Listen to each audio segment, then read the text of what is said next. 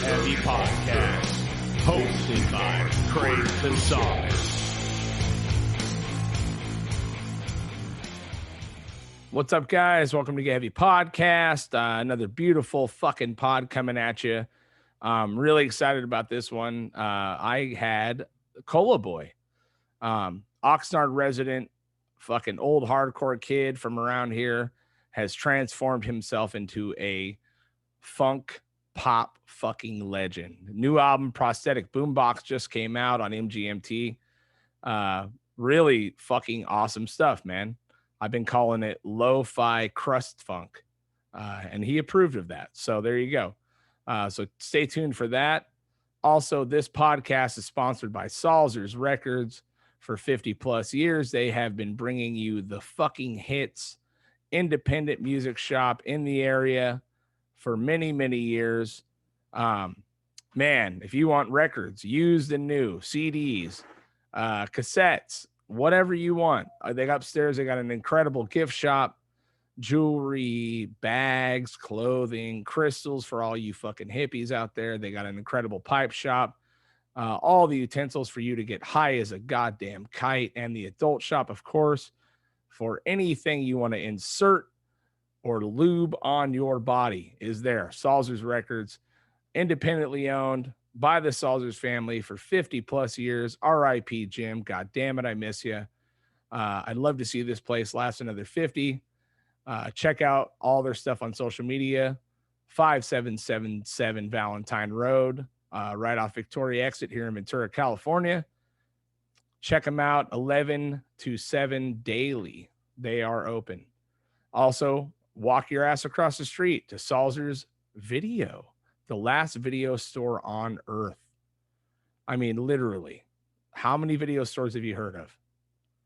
There's one. It's Salzer's Video. Shit that you cannot find on the internet. Imagine not being able to find on the internet and then walking to a physical store and being able to find a DVD version of it. Or even VHS, maybe. You never know, dude. Check it out. Salzer's Video, right across the street from the record store. That's it. Enjoy the episode.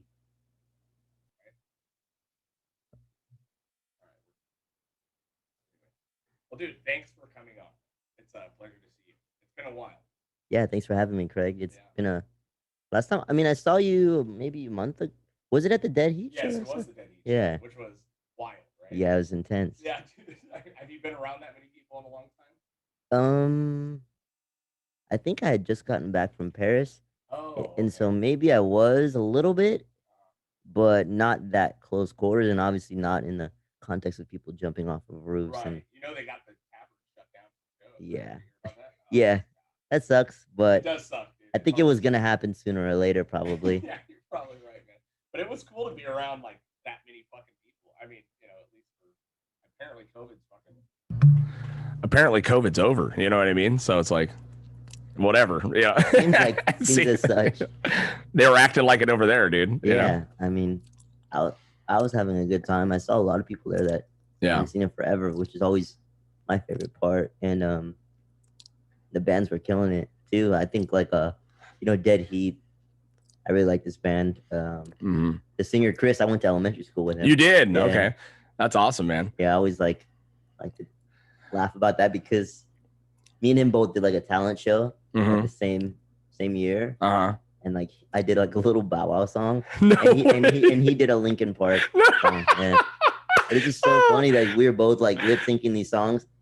And this is probably like 2001 or 2000. So really? We were like kids, and then it's just funny that we both end up being singers. Dude, yeah, no, totally, man. I mean, it's such a trip, right? Because I remember you back in the day, like when the Wrath was going, right? And you were in bands and shit like that, and it was awesome. But then there was like this big lull where like your generation was like kind of the last generation to do shit, right? And then I remember being like, there was like, it felt like there was nothing going on, like music wise, like for like, what's the younger generation going to be doing? Are they going to figure it out? Like we do shows that are at houses and fucking generators and, making it work. But then there was just this big, huge lull of no one doing anything. Right. And so, I remember I went to a fucking show and it was Dead Heat at the Hong Kong Inn, and this is pre-pandemic, and I was in the parking lot, and there was 250 fucking kids, and I was like, oh shit, I'm just old. I didn't realize there's a whole thing going on here. You know what I mean? Like, because after the Wrath disbanded, I kind of stepped out of the scene for a while to create my family and life and all that. But I remember being fucking shocked, that there was like a group of young bands and they're doing like wild ass music. You know what I mean? It was awesome to see, man. It made me like, because I'm a big guy and I want the future generations to be able to figure it out too, right? I mean, I'm sure you feel like that. Like, it's important for punk, it's important for metal to have these guys figure out how to fucking struggle and do their thing, Yeah, I think like what I've always noticed in like the punk scene and like whatever like music scenes that we've been a part of is that like there's always that fluctuation, that like lull of like there's like the high points and then there's like a lull for a while, right? And then there's high points again, and it kind of always goes up and down. And I think that in between those times, I think that there are bands that are doing their thing, but it's not that the bands are not doing the thing, but the lull is when people aren't like, the bands aren't united and working together to like do gigs and stuff. Right. It's very like kind of like disconnected. And then once everybody starts to be like, oh wait, we should like do stuff together. Right. Especially like when it's like different genres, not everybody's exactly the same type of punk or not totally the same type of like metal or hardcore. Like when everybody's like, F it, let's just like do shit together. Yeah. Let's have a generator show. That's when things start to pick up again. Yeah. Like everybody gets invigorated again, and things start picking up, and then new bands see that, new like younger people see that, they get inspired, and then they start bands. Right. So I love that about the scene, is that it's always been like that up and down, but it's never gonna stay down. It's always gonna be on the rise somewhere. Yeah. And and I think a lot of it too is timing, because bad politics makes great fucking punk rock, right? So this is like, there was this lull in the Obama days where everyone was like, all right, whatever. And then all of a sudden now you got this fucking psycho coming in, and kids were like pissed again. You know what I mean? And I started to see it like right about year 2 of Trump being in office. You seeing fucking kids starting punk bands and fucking all this shit. So it's like, we almost need shitty politicians to keep this thing moving, Yeah, that's a good point. And it's, I agree. And I think it's like, it's also, it's like an interesting fact, but it's also like, sometimes to me as like I consider myself to be like what's the word? Like I strive to be like a people's musician. Totally, man. Musician. Yeah. So from my perspective, it's also like, it sucks because when that happens, that means the politicians, like to me, all the politicians are like enemies of the people. And I think that like, when there is like Obama or Biden, that they're doing a good job at like tricking the people into thinking like things are better when they really aren't. Right. And it's like, it sucks that like I want punk bands right now to be singing about Biden. He sucks. He's horrible. Yeah, he's a fucking. He's And he's like like just the other day he's like he's about to sign another executive order to like expedite deportations. Totally. And like there's kids still in cages. So, 100%, dude. Yeah, so nothing's changed, just except for now you can't put it in the media. Yeah, exactly. You know what I mean? And you're right. Like those politicians are better at the bait and switch, right? Where Trump couldn't shut the fuck up. Like he gave all of his cards away every fucking time. You know what I mean? And I think like, that goes back, I guess, to the issue of like the punk scene being. I think always the punk scene should be more like even more politicized in a way that's more concrete and more precise. And because I remember growing up in the punk scene, and it was like political in the sense that it's like, rebellion, and which is good. I mean, youth should rebel, right? And like anti-capitalism and stuff, but it's still very like we're not given much guidance or like super like precise direction about like really understanding like the world around us. We get like it's messed up and like we want to rebel against it, but we're not given like a super like so much guidance. You're kind of like left to figure things out by yourself, and it can turn things into like, I mean, I don't know, it's just complicated. And it is complicated. The waters are so muddy, dude, because you can't, I mean, it's it's fun to say fight the system and all this shit, but like literally how do you do it? Like how do you fucking actually make a difference in this world, man? Like for me, I've thought about this a lot, you know, because I'm a child of the apocalypse, dude. I got this shit all over my arms, cities burning, and you know, I've wanted to see this shit my whole life. And then I will say that when this fucking place caught on fire and I saw what apocalypse looks like, I went, oh man, maybe I'm not really like, maybe that's not so great, you know, you know, after watching 1,000 houses burn. But how do you even fucking make a difference, right? And what I've really come to realize is that we are in a capitalist society. We are consumers.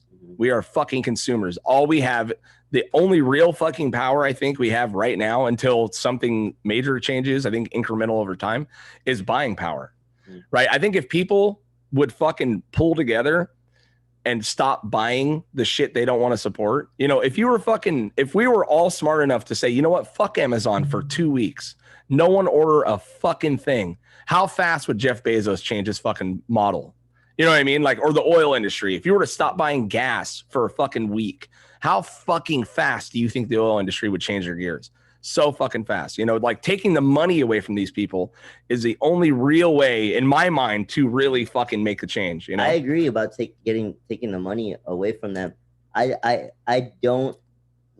think that what would be more impactful is, rather than the consumers being the ones to be like leading the charge of like having like a boycott, I think the most effective is when the workers are the ones who say like, yes, this, like, we're not going to produce. That is true. Yeah. And so then there's no products to be produced, or like, 100%. You know, so yeah, you're right. Like, really, you know, like, to me, where the biggest power is in the workers themselves, because like they're the ones producing, you know, and like, as you know, you're a worker. Yeah. You know, I'm union, local 12. Yeah, and totally. So like, I think that, I think to the consumerist point, I think it's interesting because a lot of people like when they blame themselves for the way the world is, right? Like, because they're consumers, but like we don't have a choice but to like people, especially like poor working class people, like you know, can't live off of like a vegan diet if you're feeding a family of 4. Yeah, none of us can afford to shop at Whole Foods, dude. Yeah, like none of us. And it's like, I think that's what the capitalists want. They want us to blame ourselves for like the ills of society. Totally. Yeah. When the reality is like, the power is in our hands.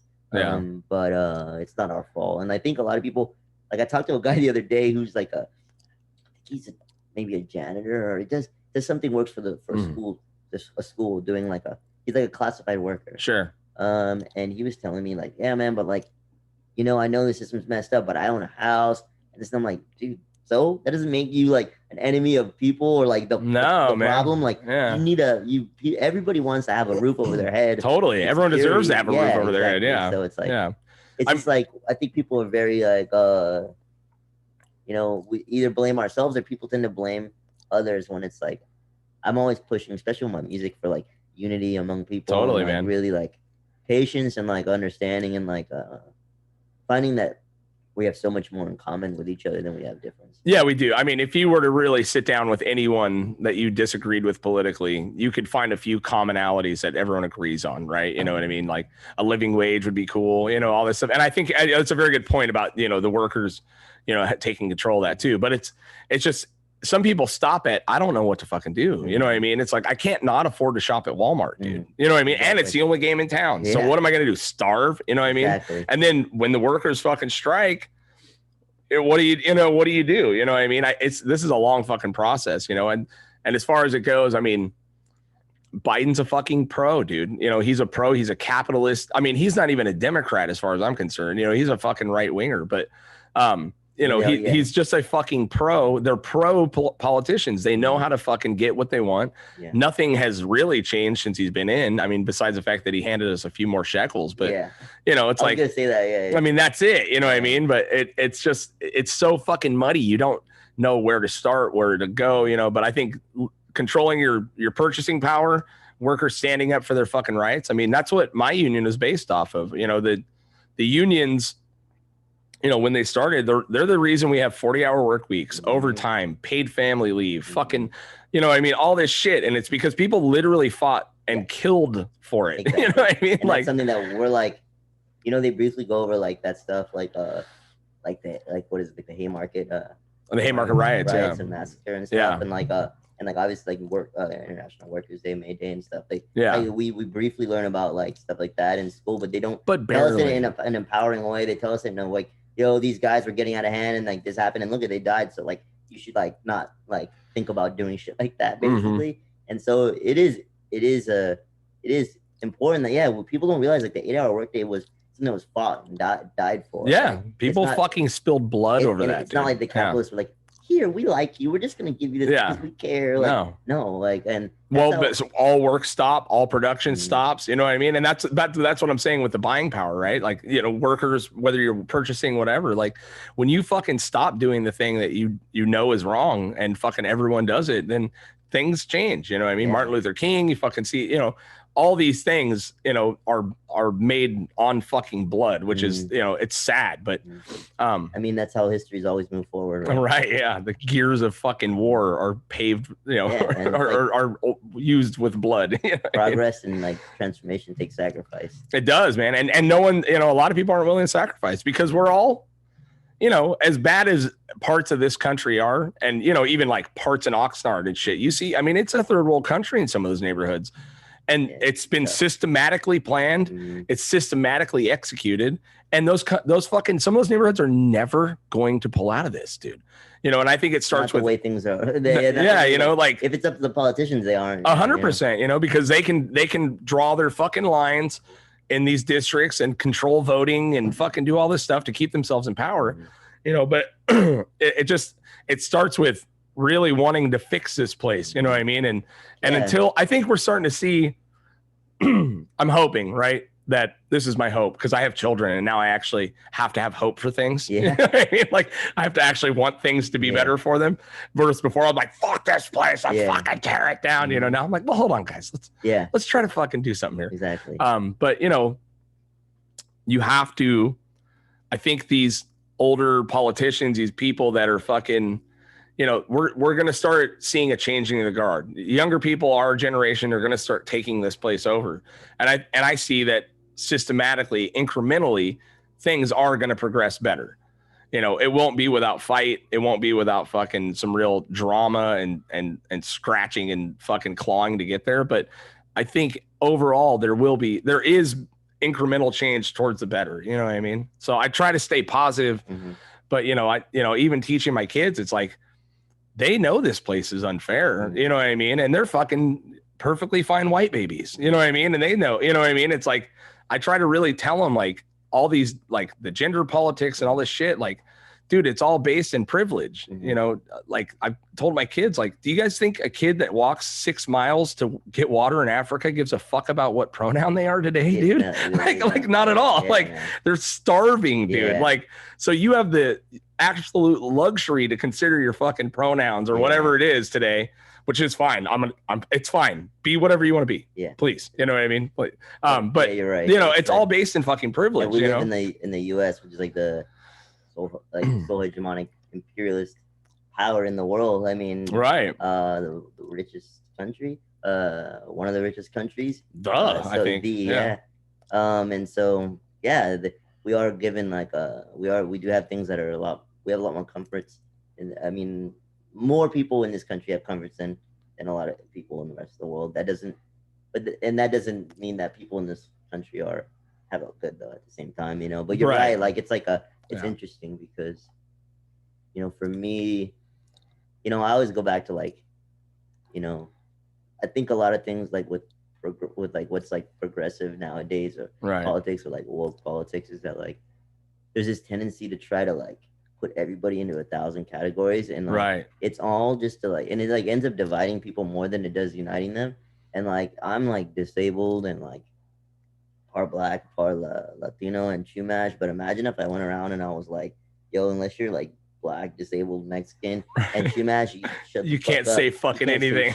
Yeah, totally. Like that's like I would have 2 people on my side. Right. It would be like my family members, like or like, you know. So at the end of the day, like I've learned like recently is like focusing on the things I have in common with the people, like specifically not just people but working class people, you know, and like like really like we said, like it's gonna take, you know, unity for change. It takes unity, it takes organization, and like people to the majority of the people uniting together. And like, we can't do that if we're fighting each other and we're like, we're really like trying to divide things amongst each other. Like, that's what the capitalists want. They want us to be divided. Yeah, a nation divided is easier to control. They love that. It's just how it is, you know. And I think like there's a bigger effort on that.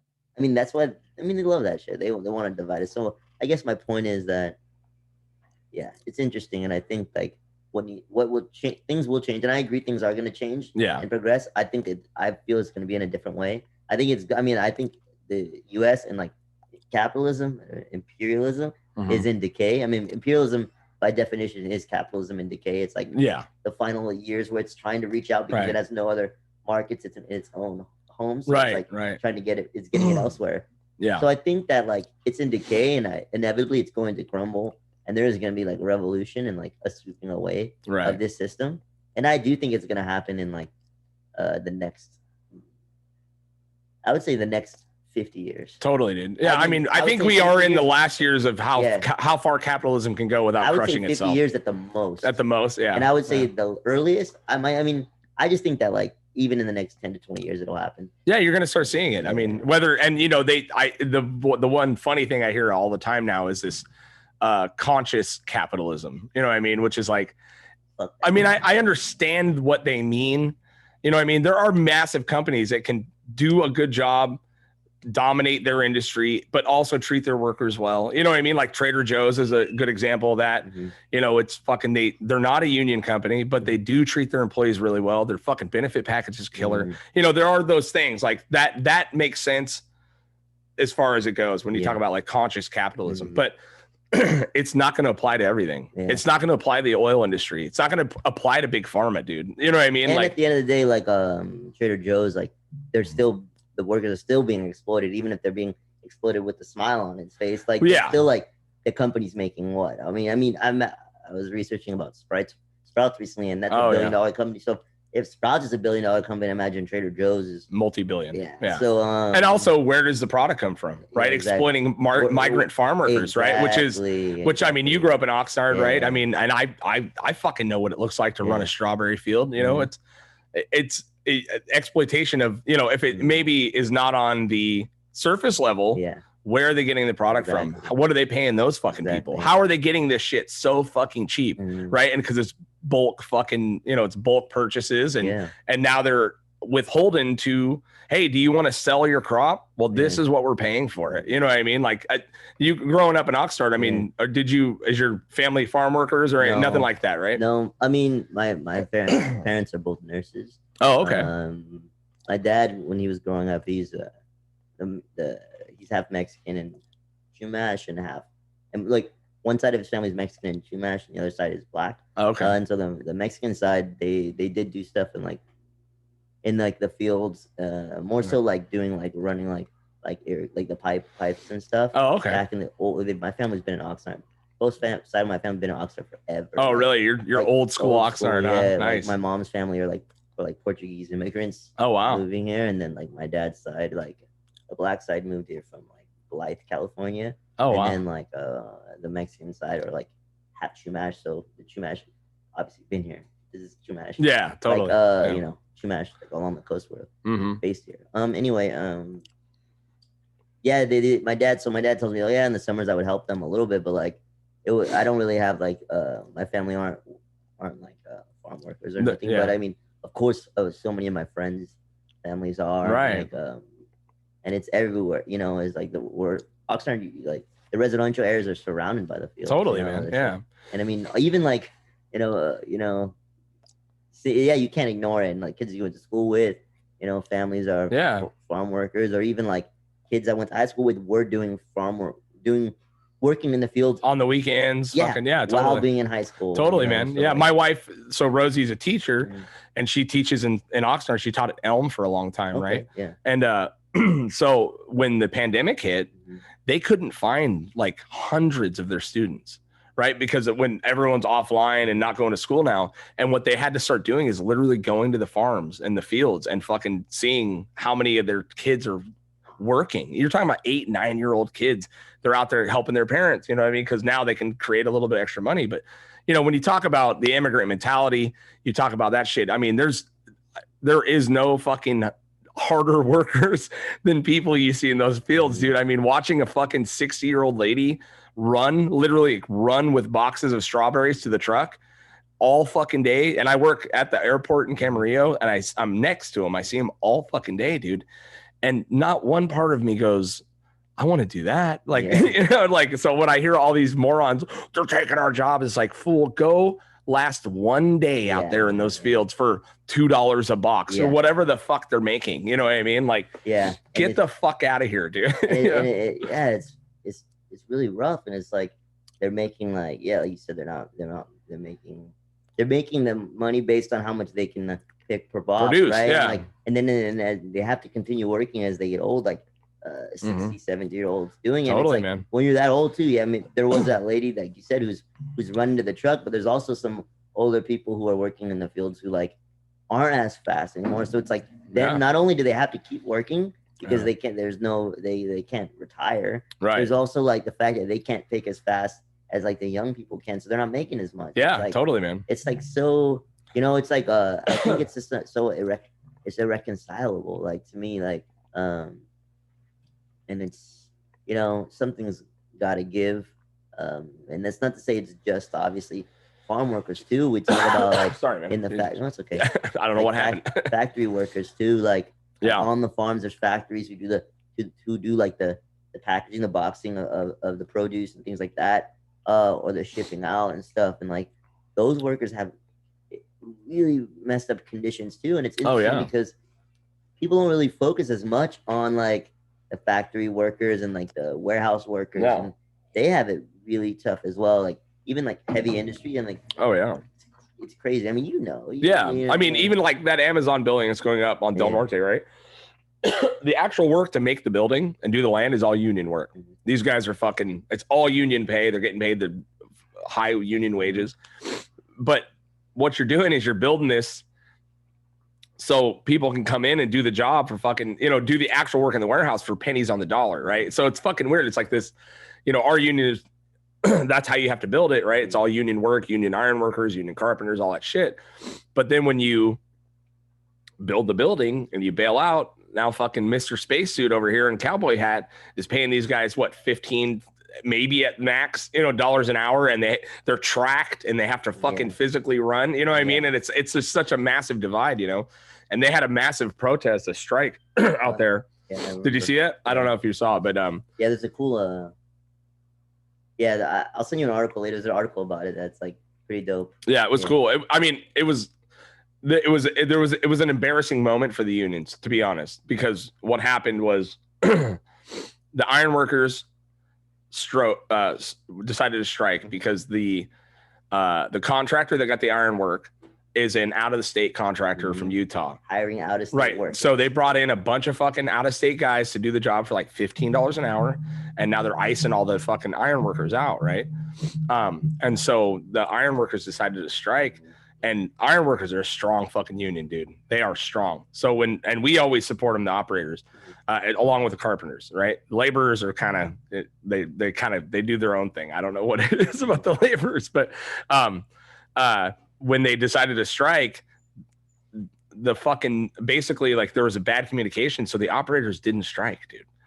And it's a big fucking deal. I mean, when you like they were supposed to come and support. They were supposed to come and support, and they're out there fucking working, dude, in front of the strike, which is a huge no-no. You do not cross a picket line. It's the main fucking thing about unions. Like if the fucking union shuts down a job, you do not fucking cross, right? So I went over there to check it out because there's this 50-foot rat out there and shit. You know, it was really cool. And the fucking there's operators out there working, dude. And I'm like, what the fuck? And what happens is they create this thing called a 2-gate system where there'll be a strike happening on one portion of the job, but then thanks, Kat. There'll be a strike happening on one portion of the job, and they go, oh, you know what? You're going to be working on the back gate today. So they like half of the guys didn't even realize there was a fucking strike going on. You know what I mean? It was so them away so they wouldn't know that it was essentially And it's such a big it's a big fucking area, property, I guess you would call it. It's like it almost looks like it's like a mile across. Oh yeah, it's from Del Norte to Rice, dude. And they want to extend the airport straight to the Amazon site. It's crazy. They want their own fucking road straight to the Amazon, dude, which is nuts. I mean, but what happened is the first day was a fucking nightmare, you know, but second day they came in, they shut the whole fucking job down, right? Everyone's striking, everyone's out there on the line, and they got exactly what they wanted. Amazon, you know, that company said, you know what, fine. They sent all their guys from out of state home, the scabs, and it brought in all union work. You know what I mean? But that's how we make fucking change, right? We strike. And even though there was a miscommunication and I was fucking embarrassed and I was pretty pissed because I had some of my apprentices out there on that job and I called him and gave him fucking hell, dude. You know, I said, what the fuck? Yeah. Like, if there's a strike, dude, you do not go to work. And they're like, well, our foreman didn't tell us. And by the time we saw it, I said, I don't give a shit, dude. You never, ever fucking cross a picket line, dude. That you can get kicked out of the union for this, you know? But they get it figured out. And it took one fucking day for that company to make the change. It took one day. That was it. One day of no production. And they're like, fine, no problem. Like, fucking bring them in, dude. You know, it was like, that's the power right there. That's the power, dude. That's the power of workers. You're right, you know? I wanted to ask, like, I know grow up in Oxnard, you know, you're surrounded by the nardcore fucking thing. How was it? What was your path on getting into like punk rock and hardcore and stuff? So I would say the earliest I remember hearing punk was, you know, the age I am is like Tony Hawk was like the video games that Tony Hawk. Oh yeah, that's right. Like, Tony Hawk Pro Skater 1 was like first time I heard a lot of like I think like Dead Kennedys and stuff like that. It was in the back of my mind, like, oh, this type of music, like it just stuck in my head as part of like this kind of moment, this soundtrack, you know.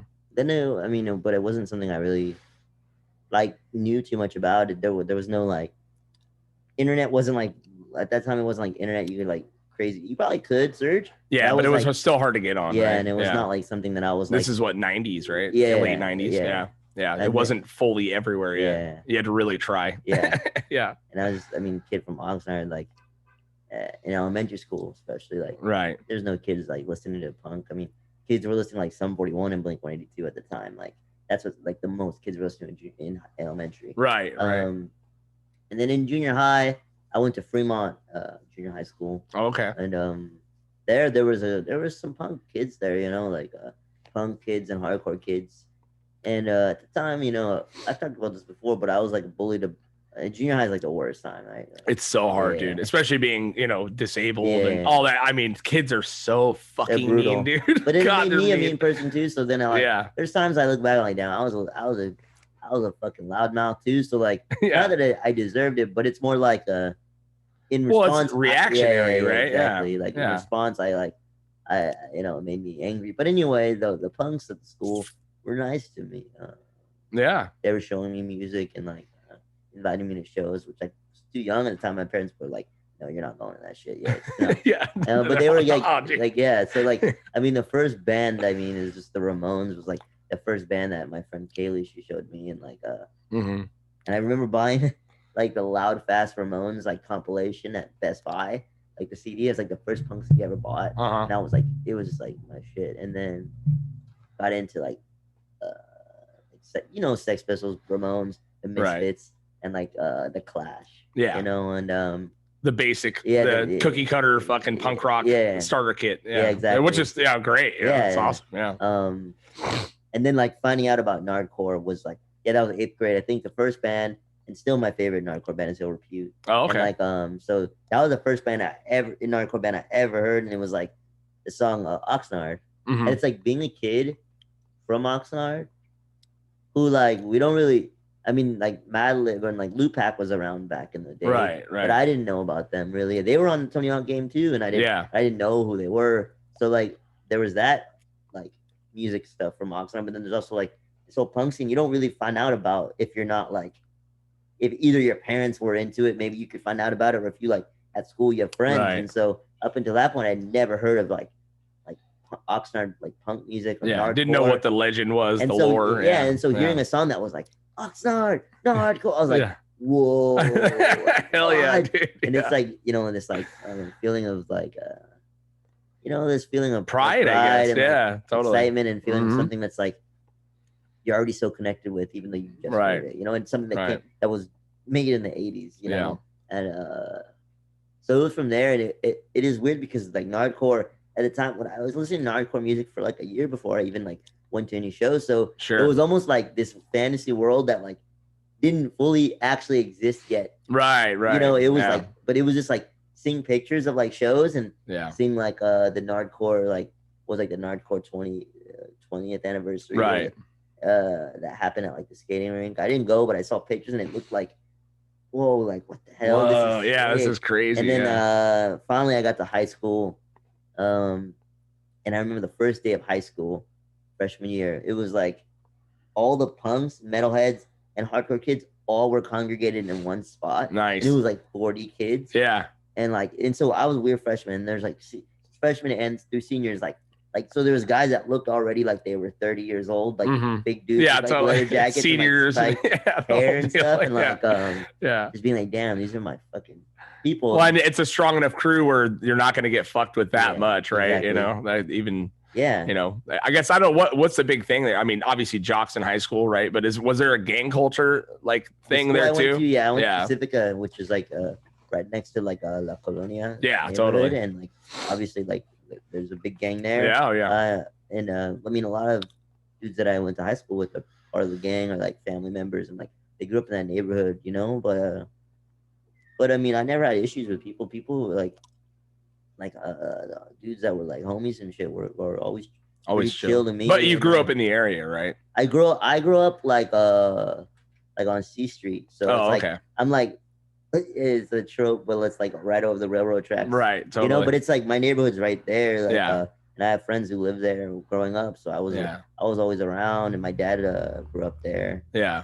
My dad grew up in La Colonia, and then he moved to like J Street. He moved on up, dude. Not even up. He actually like just moved on over. Basically, what happened is like there was like back in the day was redlining, so where like it was black people could only live in La Colonia in Oxnard. Really? Yeah, and that's that systematic fucking you know critical race theory shit like coming to life, right? I mean, for sure. So it was like redlined, and then that broke at some point, and things were, I guess, like changing, and so like the black community that was all there moved around Oxnard, and like so my dad, his family, and like a lot of like black community members moved to like South Oxnard and like the west end of Oxnard. Right. So but anyway, but anyway, I'm right there, and I went to school with all these people, so it's like but high school was chill. Like I went to a lot of shows. I mean, school was I hated school. I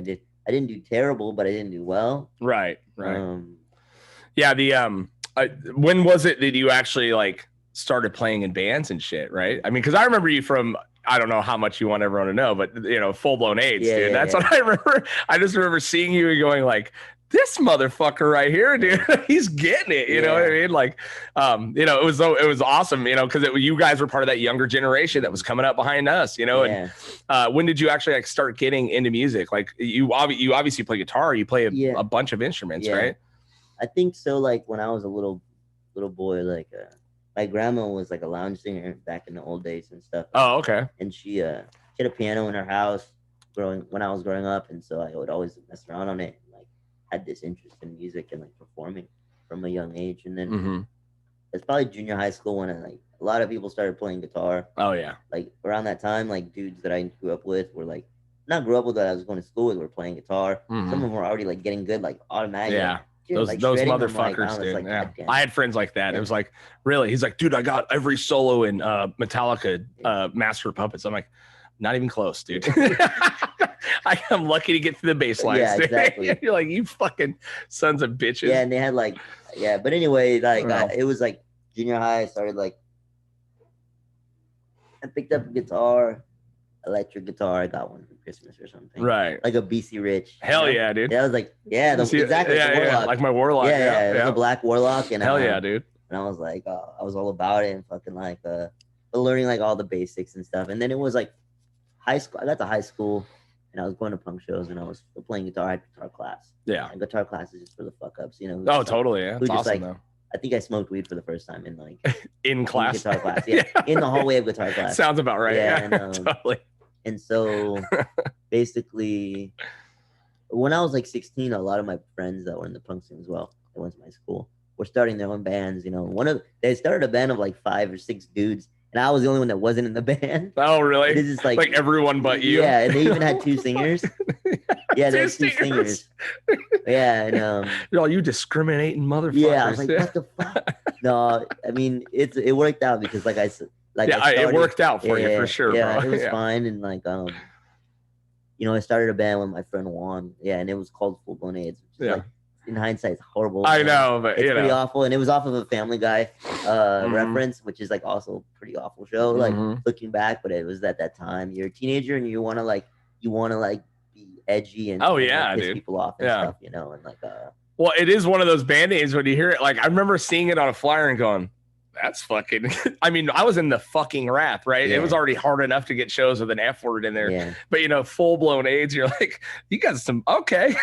Yeah. And then the music, it was exactly what you would think. You know what I mean? It's raw, almost not power violence, maybe, but, you know. Like you know. Thrashy, hardcore. Totally, dude. Yeah, it was awesome. It was a mix, and it was, you know, my parents weren't very happy with the name either. Hell no, and and then we started calling ourselves the FBA, you know. Right, and, you know, but we were 17 when we started that, you know. So like, there's no 17-year-olds making good decisions for band names, dude. Definitely not. But that was like, you know, it's funny because I think about how I like being a songwriter now and stuff, and like, you know, when did I start songwriting? I'm like, well, when I was 21, it's like, no, you started songwriting when you're making punk songs when you're 16, 17. And I like barely realizing that now, like those early bands I was in, like I was writing songs. And that was like the beginning of that, and like playing gigs, and you know, instead of being just the observer at a show, which I love watching bands, but it was also like that change into being the one that's performing, and like people, you know, pitting and people like stage diving, going off, and like that feeling's unreal, dude. Yeah, it was so nice, and it was like it was such a special time. Well, it began a special moment in my life, you know, because like you know, being just like being out there and doing that shit, and like there were so many bands back then too. I mean, there's a lot of bands now, and I don't want to be like that. Like I don't want to be subjectivist, but like when you're 17 and there's like 16, 17, and you're like there's a show feels like there's a show every weekend, every fucking weekend, like almost too many times, too many shows. Like there was bands that I loved back in the day that were like, well, I saw them so many times, I'm like, I don't need to go see them again. I've already seen them a billion times, which is like I remember the skate park shows that you know Boner, Eric. Oh yeah, he would throw, and like you know, Perkins Generator shows and all that. And like that was like those were like such formative times for me, and like I'm so grateful because all those years showed me like that spirit to just like I guess DIY and just like not having much to like, go off of, but like what you have, like you make it work, right? And that's the beauty of that DIY culture, dude. You know, I mean, that's the reason I do this podcast is because I like to talk to people that have used that DIY shit to create more rad shit, right? You know, and obviously with with what you're doing now, you know, the Cola Boy is like, I mean, it's fucking crazy, you know what I mean? Because it's so outside of punk rock, you know what I mean? But it is in that same spirit, right? I mean, what did the process of how did that get started? You just writing stuff in your room? I mean, did you write all the first original shit by yourself completely? Like, yeah, basically, I was playing in like when I was like 18 or 19, I started playing in like an indie pop band, which is funny because while I was doing the punk stuff, around the same time I started like playing in other bands too. Right. Yeah. Which was you start branching out musically. Yeah. And it was interesting because it took me into 2 different worlds. Like being in the punk bands, I was starting to play more punk shows and like, you know, doing different bands. I had a power violence band like called El Mariachi that was really, really fun. We did some cool shit. And like same time doing Sea Lions, which I went on tour to Japan and was like playing LA a lot, doing a lot of like traveling and touring. And so it was like, what were you doing in that band? I was playing guitar. Guitar. Okay. Yeah. All right. And at the time, I think, again, like I said, I had this misconception of like what it was to write a song. I was like, oh yeah, well, I want to learn how to write a pop song. Right. And not realizing that like what I learned from like doing punk was already that process of learning how to write like pop songs or structuring a song. Totally, man. And so like I think I was around 21, 22, and I was in that band, the indie pop band with Sea Lions, with one of my best friends, and like, but the singer, he was like the songwriter. It was his project. So, but I was like, you know, I want to do my own shit. Like, I think I could write songs like pop songs, and I was like, it seemed like it was magic. Like, how could you do that? But then I was like, I would never know. And then I was like, you know what, F it. I'm just gonna I'm just gonna try. I don't start really... fucking around. Yeah. Yeah, and like that's all. And I literally just had a laptop, a computer mic, used the computer mic and an acoustic guitar, and like was literally like would like pitch down the acoustic to make the bass sound, and like, just, that's how I started. And then like from there it was like, okay, now I'm gonna like get a mic and a decent little interface and like, you know, record. Or no, actually for a long time the Cola Boyy demos were like just computer mic, you know, guitar, shitty guitar, and bass, and like maybe like I bought like a Roland Gaia like synthesizer, just so you can put some layers in it, kind of. Yeah, totally, man. And I did not know what the hell I was doing, but I was like, I think when you don't know what you're doing, you're trying to make disco. But you don't know what the hell. Did you set out to actually make disco? Yeah. I mean, because here's what I've been listening to the record a lot. I fucking love it, and I'm not a guy who lives and dies by punk rock. I love everything. Like I watched that McCartney documentary. It made me cry the other day. You know what I mean? Like, but I've been trying to like describe what it is, and this is. Tell me if I'm wrong. I'm calling it Lofi Crust Funk. That's I like that. Yeah. That's what I literally like, because the lyrics are fucking punk, dude. You know what I mean? Like, but anyway, it's just that's it. Someone asked me what it sounded like. I was like, I was like trying to think, you know what I mean? Because it's funky, dude. It's fucking funky. Like, where does that come from? Like, you started out to want to do disco, like funk music, kinda, right? I definitely wanted to make disco and like funk. Didn't know how. Yeah. I mean, because those obviously those bands from the old back in the day were extremely like talented. Like, totally, dude. And 9-piece bands. You know what I mean? And the producers on the records were like also insane. So it's like being just one kid like in your room is like, it's not going to be that easy. Especially when you're not like you're not trained, like professionally trained, or you're just like a person who learn on their own. And I was like, I want to make funky music because I like it and I think it's fun. Did you grow up around that type of music? Yeah, but not so much more than any other person. I think like being in Oxnard, there's a lot of like everybody like the Chicano culture. Like, cool. Yeah, of course. And, like, and then like Zapp and Roger, all that shit, dude. Yeah, totally. It's everywhere, and like especially and then like in rap music, like Southern California rap music too. Yeah, Art LeBeau all day. Yeah, totally. And like Snoop and Dre and them, they incorporate so much funk and stuff. And then like my family members, you know, my dad's side, like listening to like funk and also pop stuff too, and like and I don't know what drew me to it, but I think I was just like I was getting really into this. Like first, like Wings, like was really like I was back in the day. My ex-girlfriend was like a Beatles head. She's like like not like for real knows like a Beatles freak, like knows everything about the Beatles and shit. And so she got me like back into the Beatles. Like I liked them when I was growing up, but then like got me back into it. And then I was like, you know, started listening to Wings. Paul McCartney and Wings, and I was like, this is my shit. I love this more than the Beatles.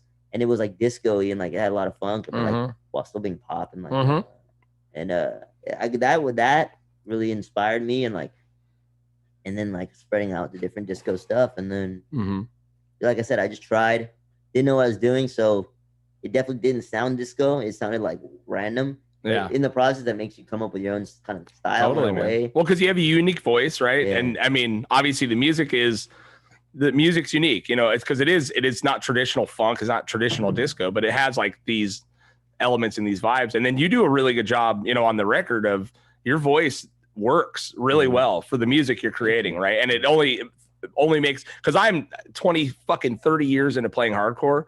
In the last 10 years, I think I finally came into my voice of yelling, right? So I'm fucking still yelling. But now I can do it at any pitch I want, in any way I want, and I can actually manipulate it how I want. But like, it seems that you've really, I mean, I would assume you probably have your own doubts about your shit, and I do about mine. But, you know, from where I'm sitting, it's like you've really captured your unique voice and made it work very well for the music, you know what I mean? Which is cool, you know? Yeah. A lot of guys, it takes there's always that one weird element. It's like, band's great, singer sucks. You know what I mean? But it's like, I don't get that, you know, and I don't get that vibe at all, you know? Yeah, I mean, I think there's some people who don't like my voice. Well, and that's fine too. Yeah, I think, you know, there's some people who are natural singers, right? And like who are born and they can fucking belt it out like Whitney Houston. And, and I'm jealous of that. We all wish we could be James Brown, dude. Yeah, exactly. I've said it. If I could sing and dance like James Brown, I would have never played heavy metal, dude.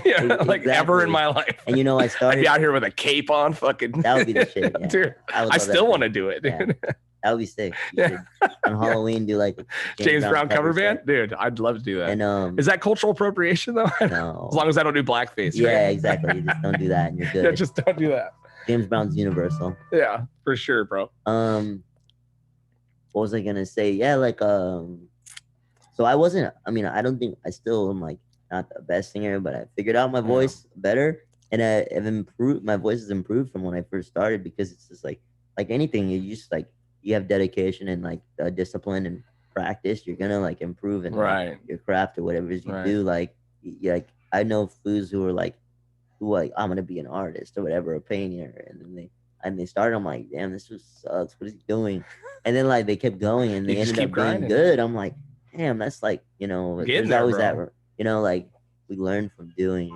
We like that's and so I think it's just been that process of figuring out my voice and like improving on it and like not settling with like just being like, yeah, this is fine, this is or being egotistical like my voice is a shit, but just like how can I improve and how can I also like do different things with my voice too, Yeah, totally. We manipulate it with the the sounds and stuff. But like so when you start doing Cola Boy, the demos, right? I mean, when does it like because now it's ridiculous. Like you're like, what's he doing? Like how's he over in fucking France? But was it the MGMT guys that really set it off? I mean, where did you really start getting traction? Like at what point were you like, what the fuck, dude?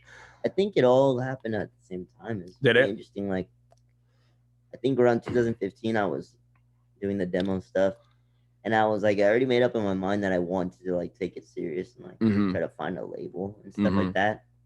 And so I was sending my stuff out to people, nobody was really getting back to me. Right. And then the label, Record Makers, the French label, they followed me on Instagram, and I was like, oh, like what the fuck? And then I saw they had like Sébastien Tellier, who's like a really popular French artist, right? And like Kavinsky, who did like the Drive soundtrack, as well. Oh, okay. Yeah. And, all right. And the label was started by the band Air.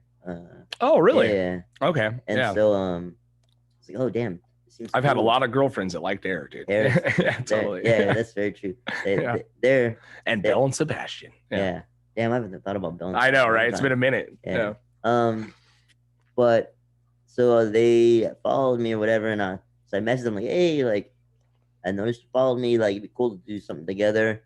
They didn't respond for like a month, and I was like, okay, whatever's worth a shot. Yeah, no harm in shooting it out there, right? And then so I had a show in LA at a random like DIY spot, and all of a sudden, like I played the show, or like before the show was at, I was chilling with my friends there, right? And then like Mark, who runs the label, and like Sébastien Tellier, and then my friend John Kirby, another guy Francois, were like walked up. And Mark was like, hey, what's up? Cola Boy and Mark, like Record Makers. I was like, what the fuck? So they came to see me play. Wow. And I performed and like to like 10 people, which is hilarious. Like, yeah. But was it just you, or did you have a band with you at the time? I was solo. Just solo, huh? Wow. Yeah. And yeah, it's it's ballsy to be up there by yourself, dude. Yeah. You know what I mean? Like imagine, I'm always with a band, so you got at least someone else to blame. Yeah. it's like a different dynamic. It has to be, man. Yeah. But it's fun because it's also there's a little more freedom because you have to be the one that's like not freedom, but more so that you have to be the one that's really working the crowd, and so it's fun. It's almost like being a stand-up comedian or something. You totally, really have to work the crowd. Yeah. So yeah, I played the show, and they saw my set. Mark saw my set, and he was like, "Wow, I loved it. Like, would you want to do a record?" So from there, I was like, "Yeah, let's do it." So the next day, sent him like 40 demos. I had like 40. Oh songs. Shit! Okay. We went through them, and he's like, "Oh, like the next few weeks we went through them, like, oh, I like these ones. Like, we should do this. These as an EP." And I'm like, "Yeah, let's fucking go. Let's go." So we started working on the EP for about a year. Wow. Maybe 2 years, and then around 2018, right when the EP was coming out, it was like 2 weeks before it came out. I went out to Paris to meet with them to do like press stuff. Yeah. And to like have me. Now, when you guys recorded the EP, did you record it here in LA or? Honestly, it was like. Or was it like remote, back and forth? Remote. Yeah. Okay. Wow. So I recorded like the EP. Like on my parts, I did it at I did in my room. I don't know if you know Nick Hessler. He was in Catwalk back in the day. Yeah. He at the time I didn't have a proper setup, so like he was recording me in my room. Totally. And so we were doing that, sending it over to France to the producer Corentin. It goes by Nitz, like, and so he would get our stems and then like you handle like production on a more concrete scale. Right. And so we did it like that. And it was like a truly collaborative effort, right? Yeah. And you don't have any problem letting go of that power, right? Not at all. I think so many artists are egotistical in that way. It is true. Yeah. It's hard, you know? And it's like, especially it's like, I don't know how to play, like, I don't know how to rip on the violin. So like, I want to have somebody else to do it. Like, totally, man. Like, no, but I mean, it is what serves the song, right? Yeah. I mean, yeah. So that's cool. I mean, because so many guys fucking destroy their own careers by being that guy that has to control every single aspect, you know? And you really learn quick in the music game that like, unless you're fucking Kanye West, you're gonna have to like compromise. Collaboration is key. And especially in like with your like labels and with management, all these things, like it's a team effort. It's not that simple where you just get to walk around stomping around like calling every shot about everything. Totally, like, man. You know? But yeah, so we did the EP and I was in Paris on my birthday, sitting at a cafe with Mark Caesar, who's like my manager out there, and my girlfriend. It was on my birthday in the snow at a cafe. The day 2 days before the EP was coming out, and I got an email on my phone, and it was from MGMT's management, and they were like management, right? And, I know. And they were like, hey, you know, MT guys really love your music, and they wanted to see if you're down to go on tour with them in 2 weeks. And I was like, what? And I showed my label, and they were like, what? Holy shit! And we were just like, yes. That's amazing. I was like stepping out onto a big fucking stage like that, dude. Because I mean, at the most, I've played to like 1,500 people, 2,000 people. You know what I mean? Like MGMT is playing what? Fucking not stadiums, but they were massive fucking massive venues, right? Yeah. I would say like, especially I did tours with them in the US and in France, England, in London. And yeah, there's a lot of people. It's probably like, I would say most shows were like 4,000 to 6,000. Maybe 7,000 people. Yeah.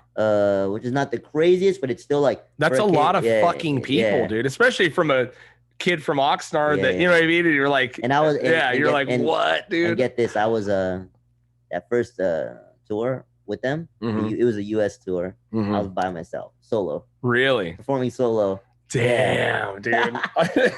It was solo. Yeah. I mean, how many what the fuck? Oh my god moments were there? A lot. I'm sure the crowd felt that way. The crowd was like, "Who the fuck is this?" Yeah, and like, yeah, they were like, "Yo, who the hell is this guy?" Yeah. And but it was awesome, you know. MGMT, like, I rode on the tour bus with them. Oh, you did? I was gonna say, did they make you drive or something? No. I rode on the tour bus with them. Awesome. Yeah. No, they had me on the tour bus with them. We became like, that's really awesome, good man. homies. Yeah. And then when then they invited me on tour again to just a short one in Europe and or like France, like 2 shows in France and then 1 in London. And those were like one of the shows in France. I forget what city it was in, but it was like this crazy venue. And there must have been like, it must have been like 10,000 people. That's amazing, like, dude. Yeah. And when I did the France and like London shows, I had a band. So you're right. Okay. That was a little less. Now, was it people that you knew or kind of people that they helped you gather? Corentin, who's the producer on my first EP, I still work with him on some stuff.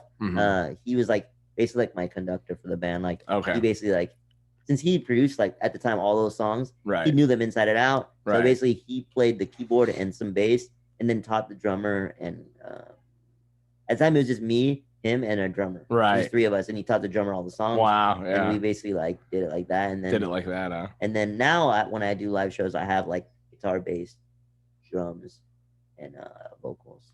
So yeah, I have like like when I did like it's like guitar, bass, keyboard, drum, and vocals. So 5 people. I was gonna say there's got to be some keyboards in there. There's no way you're pulling all that shit off live with the guitar unless it's fucking Prince playing with you. Yeah. So there was like 5 now, but at the time, that was like. And you know them well, and it works good. And are they just hired guns kind of people, or I mean, have you actually got a good relationship with these guys? With people in France, bands I have had, yeah, we're close. We're super close, and they're my homies. Like, I mean, they became my homies. Corenton, I became friends with them through working with them. You know, I think I'm a pretty easy to get along with person, so I'm not really like I can make friends with people pretty easily. Totally, yeah. And like everybody I worked with on that end has been super dope. And then like in the US, the guys that I did I did Coachella a couple years ago. Right. And I mean, that must have been wild, right? Yeah, it was insane. Yeah. And like that band, they were hired, but they became they're nice too. They're my homies. Yeah. So you have a pool of musicians you can work with at any point whenever you want. And it's like when you're in right now I'm putting a band together I have some shows in October. Okay. And so I'm putting a band together, and I'm just trying to figure out who I'm gonna have. But it's just like asking around for like people that I trust, and I say, hey, can you recommend somebody that's cool, that's good, like do this, or like, and it's people I trust who will recommend me. Well, and it's you got, and you know this, and I know this. Most of fucking touring is having someone that's a good hang, right? I mean, exactly. I'll take someone that's not the best fucking musician on earth if they're a fucking great hang, right? I mean, because it is a relationship. It's like having 5 fucking girlfriends that you don't get to fuck. You know what I mean? It's like, it's brutal, dude. It can be brutal. And if you got someone with an ego, someone with an attitude, someone that can't show up on time, it fucking kills you. You know what I mean? So it's all about having a good hang. You know, that's so true. Like, as far as my band members have gone, it's always been pretty good. I think I've run into a couple annoying people that are like doing other things. You know, like one in particular I don't want to talk about it too much, but like fine. It's like one dude who was kind of annoying. But it was a good learning lesson, because it's good to learn that somebody's like not a good fit early on, rather than knowing that finding that out later, or it coming into 4 or 5 years in awful thing. Totally, man. And I think it's like I haven't done any like super long tours with a band yet. With Cola Boyy, I did in the past with my old bands. Right, of course. But and I know what it's like to do. Oh yeah, you know the grind, dude. Sleeping on floors and fucking I mean, like my old band, Sea Lions, I was in. We did a U.S. tour. Like we drove all around the U.S. like in a fucking Volvo. Right, dude. Like, it was that's brutal. Yeah. Hell. Yeah. And I mean, it was fun because they were my best friends, but it's tough. It's a grind. It's like at the time you think like it's all you know. So it's like, fuck it. Like this is like, we're out there. We're like, this is like our shit. Who cares? But then like you look back when you're older, like, damn, we were wilding. Like, it's crazy, dude. I mean, especially being young, like I went on tour when I was like 17, dude, and my mom's like, okay, later, like full US tour, fucking. It's like, and we didn't have a plan, dude. Like, I mean, we had the half-ass shows booked, and it's like if my kids were to tell me at 17 years old, hey, I'm gonna go to US tour, I was like, no fucking way. Yeah, there's no way you're doing that. I know what happens. You know what I mean? But it's a trip, man. I think by the time I did the US tour stuff, I was like in my 20s already. So like, I think the first small tour I did, where I drove up to Washington with my friends to do it like a West Coast kind of West Coast thing. String. I was 19, right? And, I think it was with my my best friends. So my parents, they trusted them. They were a couple years older than me too, so my friends. So like my parents trusted me more. That trusted them to take care of me, and it wasn't an indie pop band, so it wasn't like. I mean, we were pretty wild, and actually we were wild, and like I think we had like one of those small school buses, that like special education school buses, converted into a tour bus, right? And like all the seats were taken out. And we had but it was at least comfy-ish. It was the shit. Yeah, it was totally. like you could sleep in there if you had to. Driving through like Washington and all the trees, and like you're 19, you've never really been like, you've been to like, I've been before that, I've been to like to TJ and Ensenada, and like, I've been around California, but I'd never really traveled outside. I've been to Vegas, but I never traveled outside, really, especially on your own. On my own, totally. So that was like, that was the first time being like, damn. Yeah, there's something to be said for that, because I mean, it's one of the things I say a lot is like, first of all, to have the fucking balls to take a chance on yourself and do something like that, be a musician, tour, all that stuff is something that like 0.001% of people ever even get to fucking experience, right? So, I mean, if you don't look back on those times, even in the chaos, as like you're a lucky motherfucker, whether you made your own luck or whether it just happened to you, you're an idiot, because it's for someone to be able to actually follow a dream in this fucking country and pull it off in any sort of capacity, you're so far ahead of the curve. Like I work with people that always wanted to do something else and they ended up in construction, it's like, and when I would tell them like, oh yeah, dude, I was a fucking touring musician for like 10 years. They're like, what?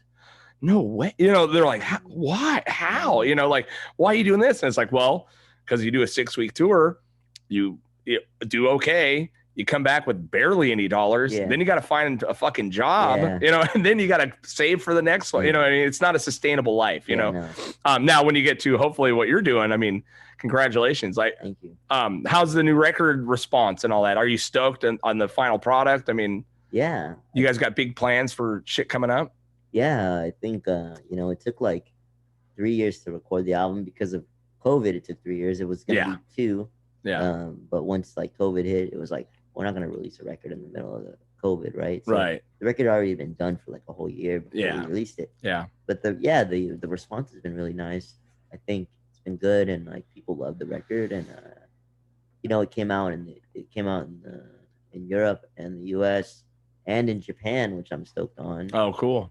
So hopefully, when the COVID thing subsides, lightens up, then I can, get on tour, because, I mean, as far as like touring, it's fun, but it's also like, that's how I make a living too. So man, that's like the hard part, is like that aspect of things. But yeah, things have been good, and it's like a weird relief when you have an album done, an album. Oh God, it's like it's so cathartic, dude. Yeah, you finally release it and fucking there it is. You know what I mean? And then now it frees up your mind to work on other shit, right? Exactly. I mean, I'm already over the album. I know, yeah. By the time our albums come out, we're like, fuck that record. Exactly. Yeah, like, totally.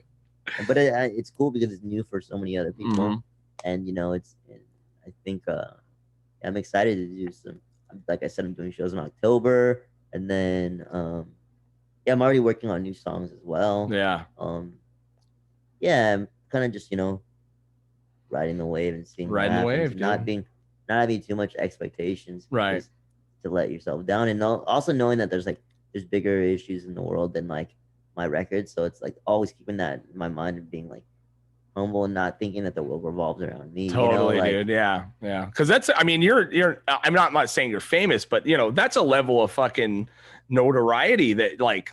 Most of us aren't ever going to experience, dude. It's got to be hard to, I mean, do you have, I wanted to ask, like, do you deal with punk rock guilt, like at all? Like, no, do you have friends that are fucking jealous and treat you weird now? You know what I mean? Anything like that? Like, because I say punk rock guilt's tougher than Catholic guilt, dude. It's, you know what I mean? Like the fucking, I have to keep it fucking real. That whole thing. Like, I think, you never felt like you were betraying your fucking scene or anything stupid like that, right? No, I think like when I was younger, when I started playing like indie pop music, I think at that time I was maybe like battling that a little bit, because people were like, at that time it was things were a little more divided musically, as obviously the internet wasn't the way it is now, to where like there's so much access to music that most people listen to everything, even punks listen to everything now. Right. They're not afraid to admit that they like everything. Yeah, now. Totally. It's different. So I think at that time, it was a little tough, because I would get shit from my friends.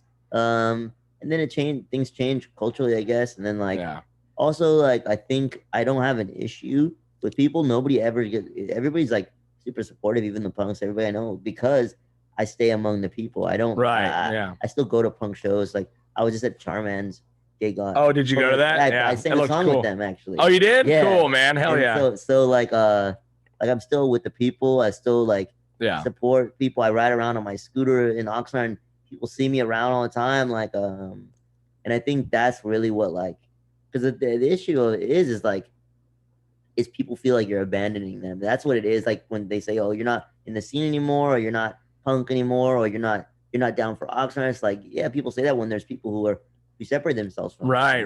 But your lyric content is heavily based in politics, keeping fucking, keeping with the people, all that. Because it's funny, because it's like such lighthearted music, but the lyrical content, when you really look at it, I thought like, even on the surface level, when I first heard the songs, I'm not a lyric guy. I don't, lyrics are like the last thing I listen to. Like I listen to the voice, but then I started reading through the lyrics and I'm like, oh, he's keeping it punk as fuck still, dude. And that's rad. I mean, it's all about power to the people. It's all about fucking fighting the system, but in like this lighthearted, way. And it's fucking rad. I mean, I could see if you were to completely abandon that whole entire thing and, you're just being the fucking rock star singing about bullshit, then maybe people could be like, oh, fuck that guy, but no, your lyric content is all based in fucking punk rock roots and values, what I mean? And it's like, I think with like the style of music that I do, it's like, I've said this before, but it's like, I want to like, I'm talking about like rebellion and reflecting like the trying to be a reflection of like the people and their own struggles, but doing it in a way that's optimistic, having like revolutionary optimism and like being like not being a downer, because the people know that their life's hard, that they struggle every day, they gotta go to work, they're exploited, like they know that, so they don't need somebody else singing like, oh, I'm so sad about this. No, totally. They should have somebody saying like, yo, yeah, you do this and I'm gonna unite with you and we're gonna fight against it and we're gonna do it. There's hope. Yeah, there's hope, and there's optimism, and like, because you can't like especially like struggles like class struggle and revolution are very difficult things, and they're not easy, like like I said, we talked about earlier, like in every movement in history and transformation in history, like blood has to be spilled and things like that. So the question is like, how do you get through those things? You get through it with optimism, and that's the only way. That's like it's like rallying your fucking battalion and shit, and I just want to do that through my music and like also unite people through my music. Man. That's what I strive for. Oh, dude, it's awesome, man. I'm so stoked for you, bro. Fuck yeah, man. Well, thanks for coming on, dude. It's a pleasure to catch up with you. It's been many, many years, and I'm just so happy for you to fucking be able to do what you want to do and the way you want to do it, and it fucking works, man. I mean, it's awesome, so much, dude. And I'm happy to be on the podcast. Your band, the fucking rap. I always loved you guys back in the day. Like I used to see you guys play mad times. I saw you at Mice Cafe, and like I forget what other spots, but like so it's cool that things come full circle and we can like man, do this podcast and talk and stuff. Yeah, it's awesome, dude. All right, man. Beautiful. Yeah. As always, please rate, review, follow, comment, tell your fucking friends about this podcast. I am seriously floored and overwhelmed by the positive feedback I've been getting. This thing's building, it's growing. Check out the videos on YouTube, hit that notifications bell, subscribe. It helps me get towards, I guess, getting ad revenue. It's something that seems so far in the future, but it could happen. So check that shit out. Also, please check out the Patreon. $1 a month gets you in the door. Higher tiers get you higher shit, but these podcasts go up a week early on Patreon, plus bonus footage, tour stories, exclusive content, all that shit for $1 a month. Patreon.com/GetHeavyPodcast. And lastly, check out the merchandise, localshop.com/GetHeavyPodcast. All of your t-shirts, we got coffee mugs, we got all kinds of shit. We're going to be coming out with some cool sweatpants, getting geared up for the winter. I got some cool art coming out for that, so I will, I'm sure, be telling you guys about it. Having said all that, thank you. See you on the next pod.